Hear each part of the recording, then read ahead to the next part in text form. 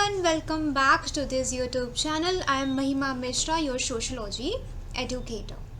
What we are covering here, UPSC syllabus sociology का हम पूरा यहाँ पे सिलेबस कवर कर रहे हैं, वो भी फ्री में। बात समझ आई? फ्री ऑफ कॉस्ट है, कोई फीस नहीं, बट आपकी तरफ से एक लाइक एंड सब्सक्राइब चाहिए होगा एंड नथिंग एल्स। ठीक है, चलो लेट्स स्टार्ट। इससे पहले हमने बहुत सारी वीडियोस बनाई हैं, आपने पढ़ा भी होगा एंड आपने नहीं पढ़ा है तो भी वो आप वीडियोस कवर कीजिएगा। ठीक है, इंपॉर्टेंट टॉपिक्स उसमें कवर किए गए हैं। तो आज हम क्या पढ़ने वाले हैं? Science, scientific methods and its critic. ठीक है, अच्छा आपको पता है sociology as science, sociology as science ये आपका आई थिंक सेकेंड टॉपिक है यूपीएससी सिलेबस का। अगर आपको सिलेबस पे आपकी नज़र हो तो पता है। तो सोशोलॉजी एज साइंस बड़ा टॉपिक है, इसीलिए मैं उसे छोटे छोटे पार्ट्स में कवर कर रही हूँ। तो फर्स्ट जो टॉपिक है उसका science, scientific method and its critic, ये मैंने 2 पार्ट्स में कवर किया है। Do watch these videos please. ठीक है, फर्स्ट पार्ट में आज आपको कवर करा रही हूँ, इसमें साइंस एंड साइंटिफिक मेथड थोड़ा बहुत पढ़ा जाएगा एंड नेक्स्ट वाले पार्ट में scientific resource and its critic पढ़ा जाएगा। ठीक है, चलिए let's get start. What is a science? अच्छा, जब क्वेश्चन आएगा कि is sociology a science, what you will say? आप साइंस को कैसे बताएंगे? आप सोशोलॉजी को आप डिफ्रेंशिएट कैसे करेंगे साइंस से? इसका मतलब तो ये है कि आपको साइंस की पहले बेसिक अंडरस्टैंडिंग होनी चाहिए। आई एम नॉट सेइंग कि आप केमिकल रिएक्शंस पढ़ने बैठे, आप फोर्स के लॉज एंड मोशन के लॉज पढ़ने बैठिए, no, but just understand what science it's, what it's scientific method. ठीक है, तो साइंस क्या है? एक सिस्टमैटिक स्टडी है of natural and physical world. आपको पता है आपके आसपास जो भी वातावरण है वो नेचुरल एंड फिजिकल वर्ल्ड है। what we can see, what we can touch, what we cannot see, like atoms, what something invisible, right? सबकी स्टडी होती है साइंस में थ्रू ऑब्जर्वेशन। हम ग्रेविटी हम देख सकते हैं क्या? नहीं, बट ऑब्जर्वेशन पहले की गई न्यूटन की तरफ से कि एप्पल नीचे गिर रही वाली स्टोरी पता है सबको। एप्पल नीचे गिरते हुए उन्होंने देखा एंड उन्होंने ये चीज़ ऑब्जर्व करी। उनके माइंड में अचानक से क्लिक हुआ कि ये एप्पल नीचे क्यों गिरा, ऑब्जर्वेशन हुआ, राइट? उसके बाद उन्होंने थ्योरी निकाली किसकी? ग्रेविटी की। And this is the main part of our natural as well as physical world. बात समझ आ रही है? इसके बाद आपको पता है एक्सपेरिमेंटेशन। आप साइंस लैब में अगर आप अपने स्कूल में गए होंगे तो आपने देखा होगा कि डिफरेंट केमिकल्स को मिक्स करके रिएक्शंस देखा जाता है कि बर्स्ट होता है, पॉप साउंड होता है, समथिंग हाइड्रोजन बन जाती है, हाइड्रोजन ये रिलीज होती है, राइट? तो ये हम देखते हैं एक्सपेरिमेंट्स करके। इवन इन फिजिकल वर्ल्ड्स में हम एक्सपेरिमेंट करते हैं, हम मशीन्स बनाते हैं, एआई बनाते हैं, हम एक्सपेरिमेंट करते हैं कि how people are dealing with it, how these machines are dealing with people, right? तो ये एक्सपेरिमेंट्स होते हैं। एंड लॉजिकल रीजनिंग, आपको पता है डार्क एज का एरा कैसा था? डार्क एज का एरा कैसा था? सुपरस्टिशंस पढ़ाया है मैंने, ठीक है, आपको पढ़ने ये सारे टॉपिक्स इंपॉर्टेंट हैं। डार्क एज के एरा में अंधविश्वास काफ़ी था, जो क्लर्जी बोल दे या जो पादरी बोल दे वही बात मानी जाती थी। But what is science? Science में होता है लॉजिकल रीजनिंग। लॉजिकल रीजनिंग मतलब I am using my mind, I am using my rational mind. बात समझ आई? मैं अपने दिमाग का विवेकपूर्ण यूज कर रही हूँ, this is science. Continuous process of discovery, आप देखते हैं कि सालों से डिस्कवरी होती आ रही है, कुछ ना कुछ इन्वेंशंस होते आ रहे हैं। ठीक, acquiring knowledge through observation, experimentation, measurement and verification. Measurement what I can measure, observation experiment का बताया आपको ऊपर। Now what is measurement? Measurement वो होती है कि मैं जो स्टडी कर सकती हूँ, मेजर कर सकती हूँ। फॉर एग्जाम्पल मैं रोड नाप सकती हूँ, राइट? मैं 1 kg दाल नाप सकती हूँ, which can be measurable, accurate हो, मीज़र किया जाए। And verification, verification you know science में कोई सी भी थ्योरीज आती हैं तो उसे वेरीफाई किया जाता है, उसे वेरीफाई किया जाएगा कि this can be a universal law और नॉट, ये एक यूनिवर्सल लॉ बन सकता है कि नहीं बन सकता है, ठीक है। एंड ये बात ध्यान रखिएगा, जब हम सोशोलॉजी पढ़ेंगे उसमें हम देखेंगे कि कैसे सोशोलॉजी में भी यूज़ होता है observation, experimentation, measurement as well as verification, ठीक है। This is very easy topic, आप बहुत अच्छे से समझ सकते हैं इसे, और सिर्फ एक बार की अंडरस्टैंडिंग चाहिए आपकी, और आंसर राइटिंग में कुछ कीवर्ड्स, आपका ये टॉपिक कोई छीन नहीं सकता आपके हाथ से, ठीक है। चलिए थिंकर की बात कर लेते हैं। कार्ल पियर्सन क्या कहते हैं? Science is the classification of facts, facts को क्लासिफाई कर दिया। This is law of motion, this is laws of force, these are some chemical reactions, if we mix this chemical with this chemical this will form, right? So these are some facts, जो तथ्य हैं, ठीक है। the recognition of their sequence and relative significance, ये एक छोटी सी definition है Karl Pearson की। यू कैन डिफाइन, सबसे पहले आप क्या करेंगे आंसर में, सबसे पहले आप अपनी अंडरस्टैंडिंग, आप अपनी अंडरस्टैंडिंग लिखेंगे अबाउट साइंस। उसके बाद आप क्या करेंगे, एक थिंकर की डेफिनेशन लिख देंगे छोटी सी, ताकि एग्जामिनर को लगे कि you have studied well, you are well aware about what thinker things, right. चलिए, what are characteristics of science, क्या विशेषताएं हैं साइंस की। सबसे पहले एम्पेरिकल, एम्पेरिकल मतलब कोई चीज़ एक्यूरेट हो, कोई चीज़ साइंटिफिक हो, ठीक है। Knowledge is based on observable and measurable evidence, जो चीज़ ऑब्जर्व की जा सके, जो चीज़ मेजर की जा सके, ठीक। गैदर्ड थ्रू सेंसेस और साइंटिफिक इंस्ट्रूमेंट्स, बारिश आ रही है या हवाएं चल रही हैं तो वो हम जो भी बैरोमीटर होता है, फॉर बहुत सारे ऐसे इंस्ट्रूमेंट्स होते हैं। रेन क्वेज होता है टू मेजर रेन, कितनी बारिश हुई है, कितने मिलीमीटर, कितने सेंटीमीटर की बारिश हुई है, ठीक है। तो दीज आर सम, ये इंस्ट्रूमेंट्स को यूज़ करके हम एक एम्पेरिकल नॉलेज प्रोड्यूस करते हैं साइंस में। सो ये पहली इसकी विशेषता है कि एम्पेरिकल नॉलेज इसमें होती है। दूसरी ऑब्जेक्टिव, सब्जेक्टिव बिलीव्स हो गए, बायस हो गए, इमोशंस हो गए, इन सब से थोड़ी हटके होती है science. If I am mixing hydrogen with oxygen, there is no, कोई मेरा बायस नहीं है, कोई मेरा प्री कंसीव नोशन नहीं है, मैं बस उसे मिक्स कर रही हूँ, एंड क्या आ रहा है, क्या रिएक्शन में आ रहा है, मैं वो ऑब्जेक्टिवली देख रही हूँ, मेरा कहीं कोई बायस नहीं है। दिस इज साइंस ना, मेरा कहीं कोई इमोशन नहीं जुड़ा है किसी हाइड्रोजन ऑक्सीजन से, ठीक है। नेक्स्ट, वेरीफिएबल, भाई चीज़ें वेरीफाई भी तो होनी चाहिए। मैंने कहा ये वाला केमिकल रिएक्शन मिक्स करोगे इसमें तो ये प्रोड्यूस होगा, अब भाई कोई और भी तो करके देखे, और अगर ये आया तभी तो मेरी वो साइंटिफिक डिस्कवरी ट्रुथ मानी जाएगी, सही मानी जाएगी। बात समझ आई? तो वेरीफिएबल, वो टेस्टेड होनी चाहिए, वो कंफर्म्ड होनी चाहिए कि हाँ ऐसा होता है, and can be reproduced by other scientist, दूसरे साइंटिस्ट ने भी तो रिप्रोड्यूस किया हो उसे, उस स्टडी को। मैंने कहा ये वाला केमिकल मिक्स करेंगे, ये वाला केमिकल मिक्स करेंगे तो ये बनेगा, दूसरे साइंटिस्ट मना कर रहे हैं कि नहीं नहीं नहीं बनेगा, मैं कह रही हूँ टेस्ट तो करके देखो, और टेस्ट किया और बन गया, वही वाला केमिकल बन गया, वही वाली रिएक्शन रिप्रोड्यूस हुई, then these scientist will say ना कि हाँ भाई आप सही कह रहे थे। सो दिस इज वेरीफिएबिलिटी, बात समझ आ रही है।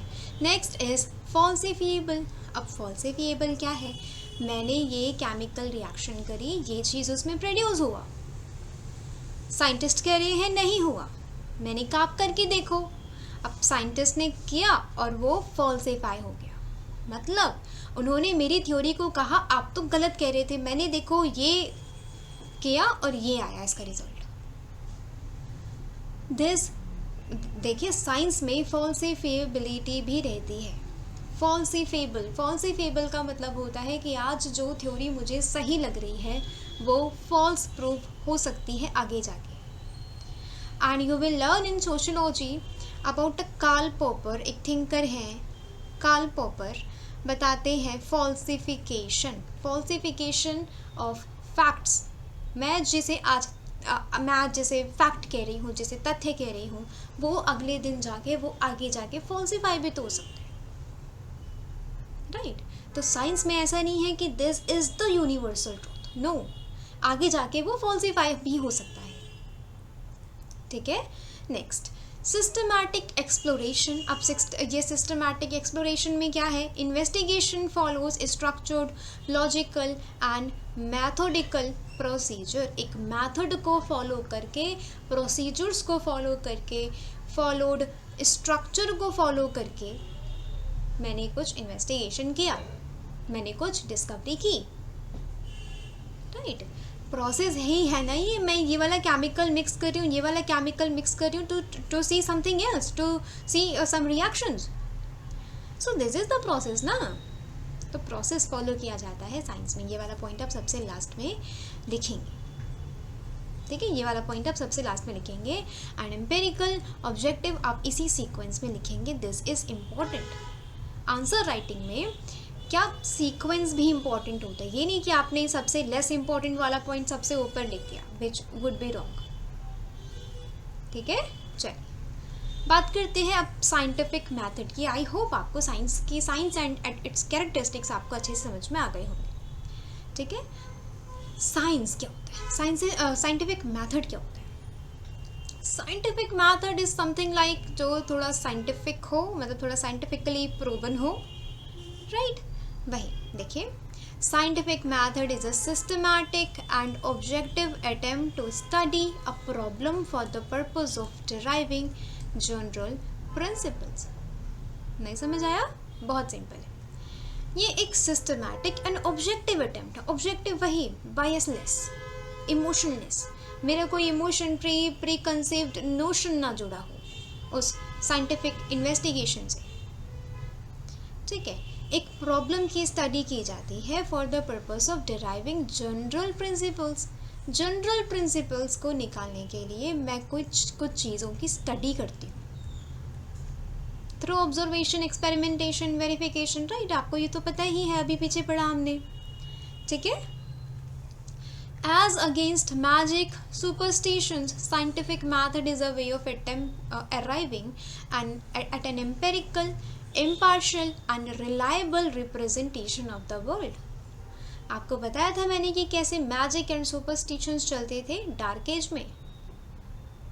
जो पादरी कहे, जो क्लर्जी कह रहे हैं, जो किंग कह रहे हैं, बस वही यूनिवर्सल ट्रूथ है जो नहीं होता था, right.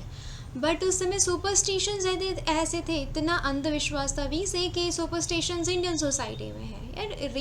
Read about the history of those European countries. अब देखेंगे कैसे थी उनकी कंट्रीज, राइट. तो मैजिक, सुपरस्टिशंस, साइंटिफिक मेथड क्या है, इन सब को नकारता है. ठीक है. Scientific method is a way of arriving at an empirical मतलब कोई चीज साइंटिफिक. इम्पार्शियल वही ऑब्जेक्टिव. देखिए, पार्शियल मतलब होता है कोई एक साइड ले लेना.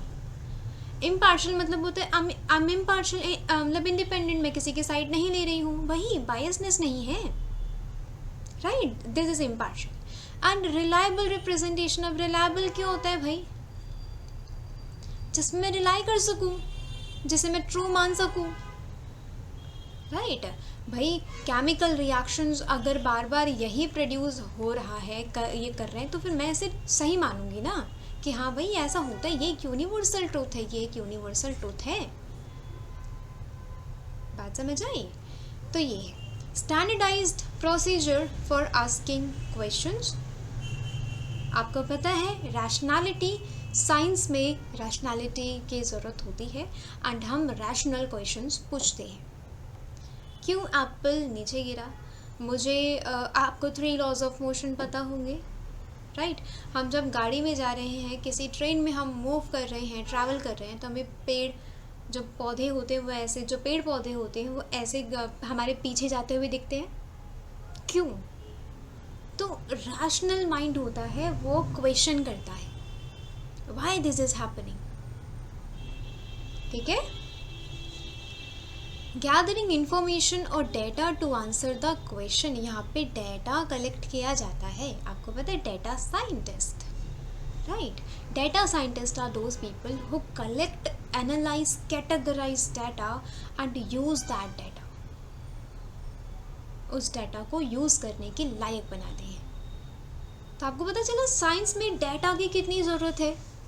इन computer science data scientist, right, data की ज़रूरत है। In chemistry physics also data नहीं चाहिए होगा तो कैसे काम चलेगा? डेटा चाहिए होगा। ये केमिकल रिएक्शंस पहले कैसी हुआ करती थी, अभी कैसे हो रही हैं, अभी हम कुछ चेंज करेंगे तो क्या होगा? एक्सपेरिमेंटेशन डेटा से होता है। आपके पास कुछ डेटा होता है पहले, उसके बाद आप एक्सपेरिमेंट करना स्टार्ट करते। बात समझ आई? And testing the validity, reliability and consistency of the result, these are some important keywords। ठीक है, नोट करने हैं आपको। मैं जो बोल रही हूँ, जो यहाँ पे स्लाइड्स में लिखा है, प्लीज नोट दिस डाउन। आपको ये सारी चीज़ें लिखनी है, ये नहीं कि बस सुन लिया चला गया दिमाग से, कोई वो नहीं, कोई आपको फिक्र ही नहीं। If you are giving your 2027 attempt, please be serious at this time। You have to be serious, you have to complete sociology till नवंबर दिसंबर, उसके बाद जनवरी से आप प्रीलिम्स में कूदना पड़ेगा आपको। बात समझ आ रही है? तो ये सारे कीवर्ड्स हैं जो आपको नोट करने हैं। वैलिडिटी का मतलब बताया मैंने आपको रिलायबिलिटी का मतलब बताया, एंड कंसिस्टेंसी का मतलब होता है बार बार रिजल्ट आता रहे, सेम रिजल्ट आता रहे। सो दिस इज कंसिस्टेंसी। ठीक है। Classical scientific method. अब क्लासिकल साइंटिफिक मैथड क्या है? Set of procedures and techniques for acquiring knowledge. मैं नॉलेज को एक्वायर करने के लिए मैं एक सेट ऑफ प्रोसीजर फॉलो करके कुछ एक्सपेरिमेंट्स कर रही हूँ, कुछ ऑब्जर्वेशन कर रही हूँ, right. Foundation laid during enlightenment period. अब बताइए, इससे पहले तो डार्क एज था, डार्क एज में सुपरस्टिशंस थे। तो क्लासिकल साइंटिफिक मेथड की जब बात हो तो ये एनलाइटनमेंट पीरियड के टाइम आया। एनलाइटनमेंट पे यूरोप के लोगों के दिमाग की जागृति हुई, उन्होंने सोचा, उन्होंने क्वेश्चन करना स्टार्ट किया कि भाई ये चीज़ें क्यों हो रही हैं, क्यों हमारे साथ अत्याचार है, क्यों अंधविश्वास है, क्यों लैक ऑफ नॉलेज है, क्यों लैक ऑफ एजुकेशन है, वुमेन की स्थिति इतनी गंभीर, इतनी मिजरेबल कैसे है। ये सारे रैशनल क्वेश्चंस पूछने स्टार्ट किए, राइट। सो क्लासिकल साइंटिफिक मेथड भी यहीं से जन्म लेता है।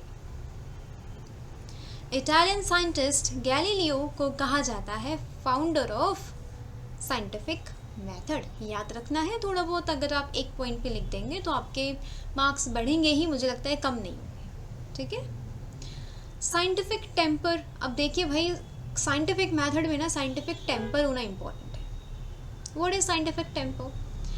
अ belief in an underlying order in nature that is knowable through reason। मैं reason पूछूं why this is happening, मैं rationality लगाऊं अपने mind की, मैं rational questions पूछूं। so this is scientific temper। और ये बिल्कुल superstitions के अलग होता है, बिल्कुल opposite होता है। ठीक है। Every natural phenomena has a cause which can be known। कुछ भी हो रहा है दुनिया में, कुछ भी हो रहा है, उसके पीछे एक कारण है जो जाना जा सकता है। This is scientific temper। पहले क्या होता था आपको पता है? 3 stages provided by Auguste Comte. थियोफिजिकल,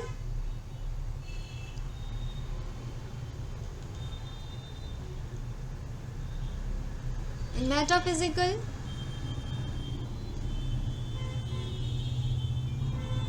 and third stage positivist।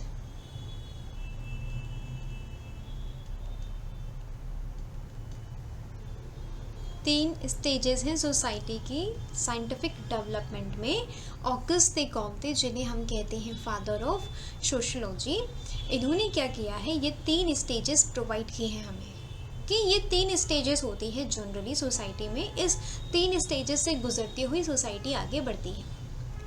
थियोफिजिकल, सब कुछ डिवाइनली करवा रहे, सब कुछ जो डिवाइन है वो करवा रहे हैं, ठीक है।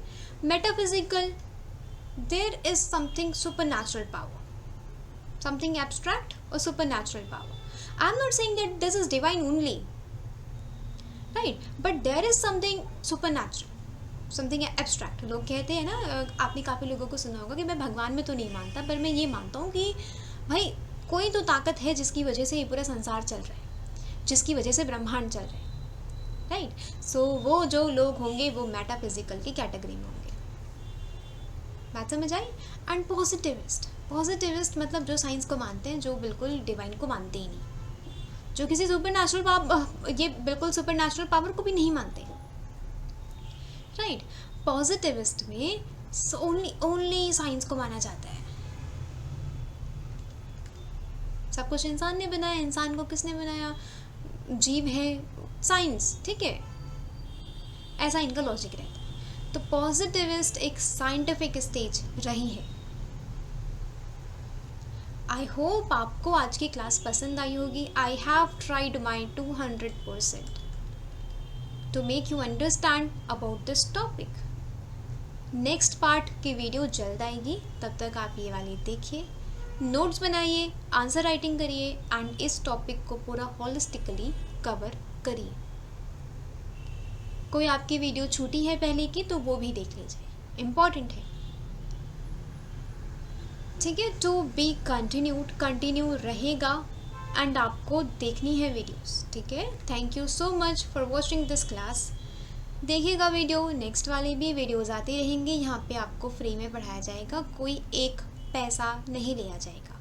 But I will say do subscribe this channel. आपसे सिर्फ सब्सक्रिप्शन कह रहे हैं हम। बात समझ आए। लाइक कर सकते हैं, अगर पसंद आई है तो लाइक कर सकते हैं, शेयर कर सकते हैं अगर आपको लगता है कि वैल्यूएबल है, आपके फेलो एस्पिरेंट्स जो हैं वो इससे कुछ सीख पाएंगे। सोशोलॉजी का concept this is important for MA के लिए इम्पॉर्टेंट है एंड यूजीसी नेट के लिए इम्पॉर्टेंट है एंड यूपीएससी का तो सिलेबस ही है, राइट, उसके लिए भी इम्पॉर्टेंट है। तो you can share also, but subscription तो इम्पॉर्टेंट है। लाइक एंड शेयर करना वो आपके बेस्ड है, ठीक है, आपके माइंड में। तो thank you so much for watching this class. मिलते हैं नेक्स्ट क्लास में, तब तक के लिए अपना ध्यान रखिएगा। बाय।